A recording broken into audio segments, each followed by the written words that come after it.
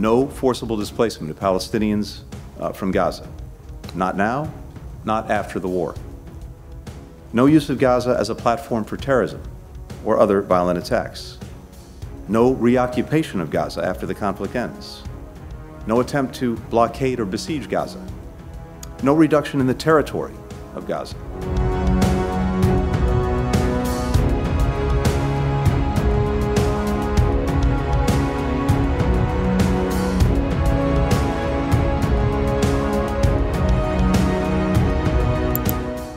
Those calling for an immediate ceasefire have an obligation to explain how to address the unacceptable result it would likely bring about. Hamas left in place with more than 200 hostages with the capacity and stated intent to repeat October 7th again and again and again. Ultimately, the only way to ensure that this crisis never happens again is to begin setting the conditions for durable peace and security and to frame our diplomatic efforts now with that in mind. The United States believes key elements should include no forcible displacement of Palestinians from Gaza. Not now, not after the war. No use of Gaza as a platform for terrorism or other violent attacks. No reoccupation of Gaza after the conflict ends.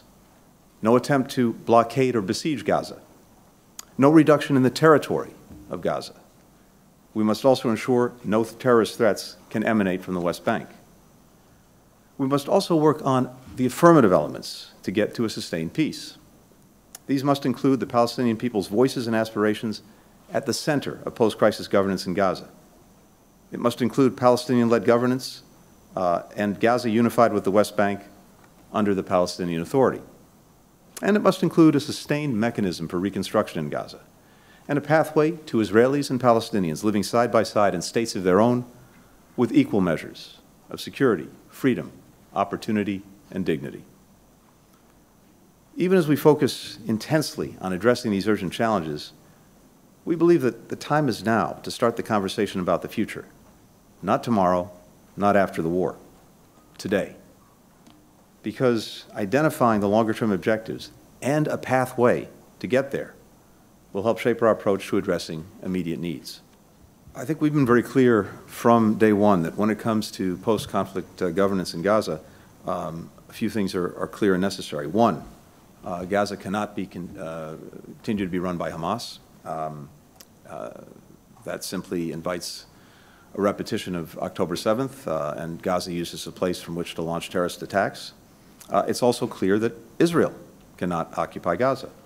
Now, the reality is that there may be a need for some transition period at the end of the conflict, but it is imperative that the Palestinian people be central to governance in Gaza and in the West Bank as well, and that, again, we don't see a reoccupation. And what I've heard from Israeli leaders is that they have no intent to reoccupy Gaza and retake control of Gaza. So the only question is there some transition period that might be necessary, and what might be the mechanisms that you could put in place for that to make sure that there is security.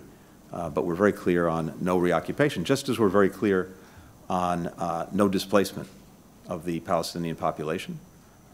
As we've said before, we need to see and get to, in effect, unity of governance when it comes to Gaza and the West Bank, and ultimately to a Palestinian state.